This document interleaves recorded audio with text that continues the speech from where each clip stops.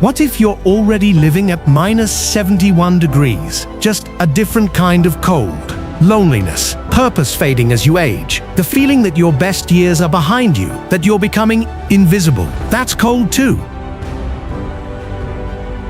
And here's what I discovered in the coldest village on Earth, where 500 people wake up every day to actual -71 degrees. They've learned how to stay warm, not with technology, not with money, with something you already have. Because in Oymyakon, young people with fur coats and heating systems still leave. They have the technology, but they leave anyway. The ones who stay, they've found 4 sources of warmth that no thermometer can measure. Their cold is physical. Yours might be existential, but the solution is the same. The first source of warmth might surprise you, because it starts with something most people in cities have forgotten how to do. In 1924, a thermometer in this village recorded -71.2 degrees Celsius. The coldest temperature ever measured in a permanently inhabited place. 500 people live here. Full lives, families, work, school, laughter. This is a place where steel shatters, where plastic cracks like glass, where your car engine might refuse to start even with a block heater running all night. Exposed skin, 90 seconds to frostbite. The air doesn't feel cold, it feels sharp. Like breathing shards of glass, your eyelashes freeze together. Each blink, a small act of defiance. Schools only close when the temperature drops below -52, which means most days, children still go outside for recess. So how do 500 people not just survive, but live full lives here? The answer isn't what you think. The highway that connects this village to the outside world has a name. The Road of Bones. Between 1932 and 1953, this road was built by prisoners in Stalin's Gulag system. Thousands died, their bodies buried beneath the roadbed.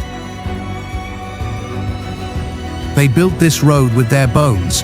The village stands on memory. But the people who live here now, they're not descendants of those prisoners.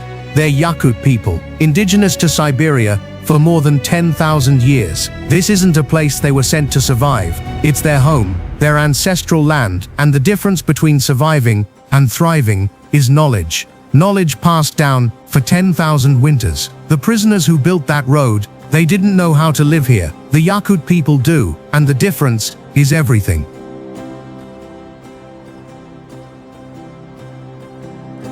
Meet Olga, 62 years old, grandmother of 3, born here, raised here, never left. This coat cost her $5,000. Without this coat, I would die. Simple as that. It took her 2 years to save enough from a salary that averages $30,000 a year.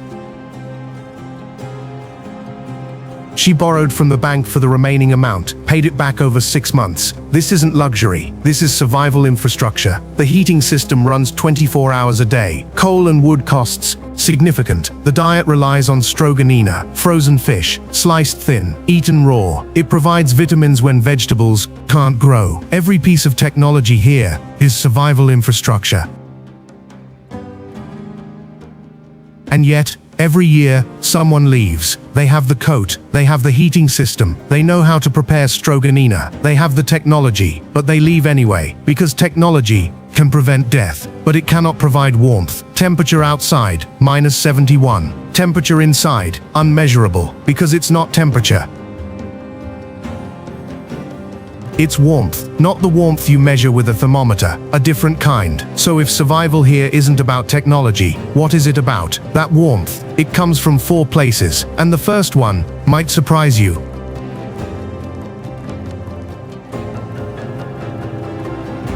"6 a.m. -64 degrees outside.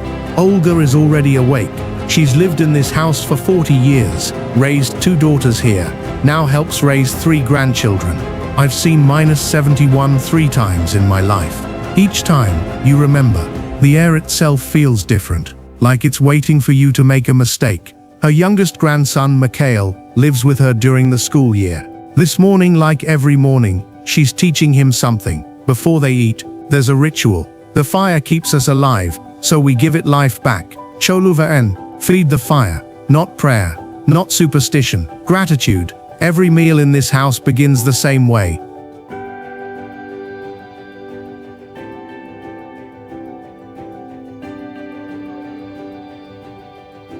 A reminder that survival is not guaranteed, not automatic. In the city, people forget they could die. They complain about small things, traffic, weather that's only a little cold. Here, we remember every day, and that makes us grateful to be alive.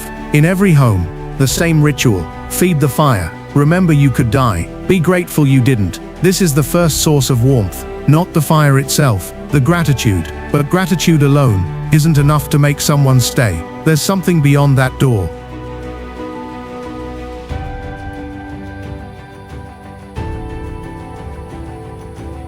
The road between villages, 40 kilometers of nothing. Minus 55 degrees. Your car breaks down. Nearest town, 40 kilometers behind you. Cell phone service, non-existent. In 90 minutes, frostbite becomes a certainty. In 3 hours, you might not wake up. Another car approaches. There's a law here, unwritten, but absolute. If you see someone stopped on this road, you stop. Not should stop, must stop. We don't have a choice.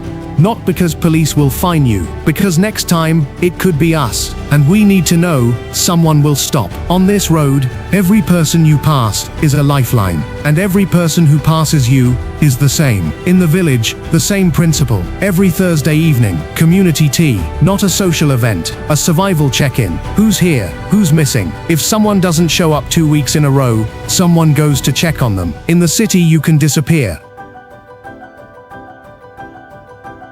No one notices for days, weeks. Here, we count heads every week. Because loneliness is as deadly as cold. Depression leads to poor decisions. Poor decisions lead to accidents. Isolation is a death sentence. So the community refuses it every single week. The cold outside wants you isolated, alone, weak, so they refuse every single day. This is the second source of warmth, the refusal to let anyone face the cold, alone. But knowing someone will help you can't teach you how to survive tomorrow.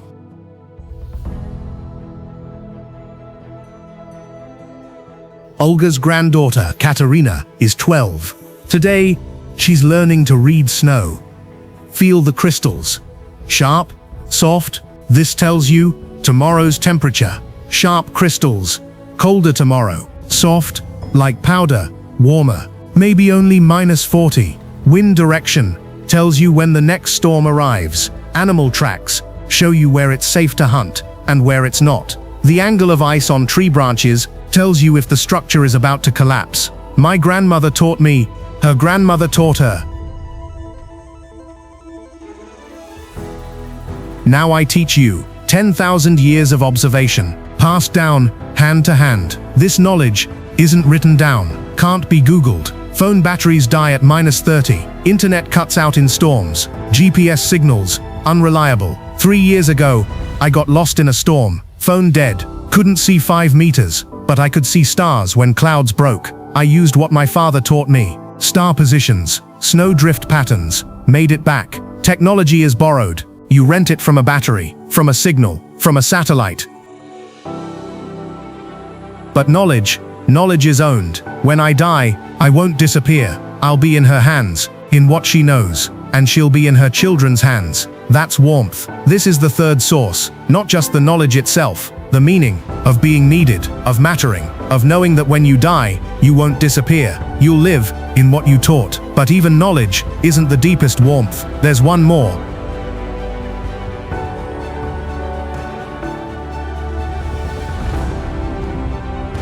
"6:30 a.m.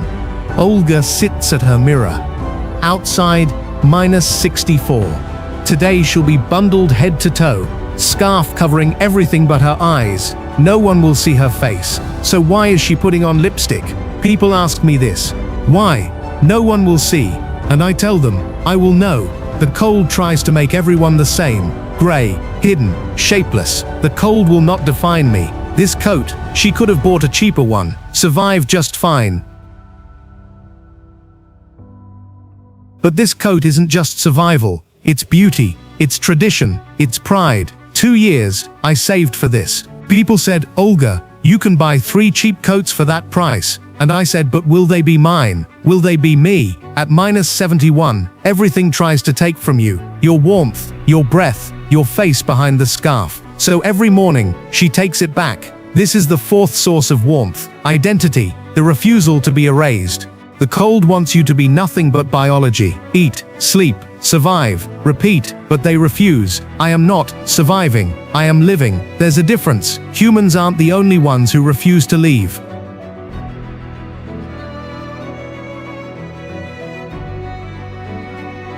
The Yakut horse, indigenous breed, evolved here over thousands of years. 3 layers of fur, more insulation than a polar bear. They dig through a meter of snow to find grass underneath. No heated barn, no blankets. At night, they sleep outdoors, -60 degrees. In the morning, they wake up, fine. These horses don't migrate south, don't need protection. Not because they're tough, because they're adapted. The same way the Yakut people aren't just surviving, they're adapted. Biologically, culturally, psychologically. 10,000 years of human presence here. That's not temporary, that's transformation. So when visitors ask, how do they survive? That's the wrong question. The right question is, what have they become? And what they've become is warm, not in body, in meaning. So, 4 sources of warmth. Family rituals that remind you to be grateful. Community bonds that refuse isolation. Knowledge transmission that gives you purpose. And identity preservation that says, I am more than my survival. But remember the question from the beginning. How do they thrive at -71? Here's the truth. This question isn't about Oymyakon, because you have your own cold, not temperature. Something else, loneliness maybe, or purpose, fading as you age. The feeling that the best years are behind you, that you're becoming invisible. That's your -71. At -71, Olga finds warmth through family rituals, through community bonds, through passing on knowledge, through refusing to disappear. You're finding warmth through what? Different cold, different methods, but the essence, the same, meaning. So how do 500 people live full lives at -71? Not through technology, not through toughness, through meaning. Why do they stay? Because leaving would mean losing themselves, the gratitude, the connection, the knowledge, the identity, all 4 together create warmth that no thermometer can measure and no cold can touch. If there's anything to learn from Oymyakon, it's 3 things. 1. Survival is biology, living.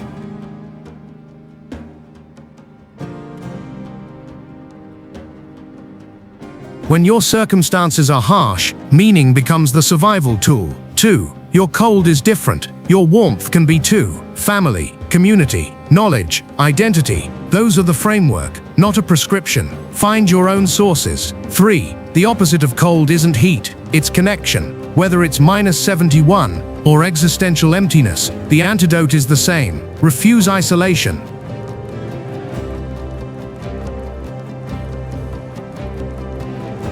I asked Olga, don't you want to move somewhere warmer? I already live somewhere warm.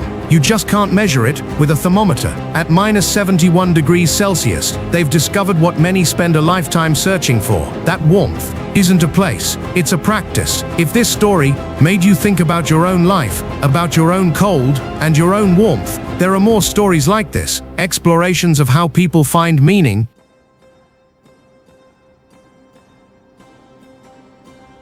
in the most unexpected places. Subscribe to True Globe to see where we go next. And I'm curious, what's your -71? What's the cold you're learning to live with? Leave a comment below. I read every one. Next, we're traveling to the driest place on Earth, where people have found warmth in a completely different way. You won't want to miss it.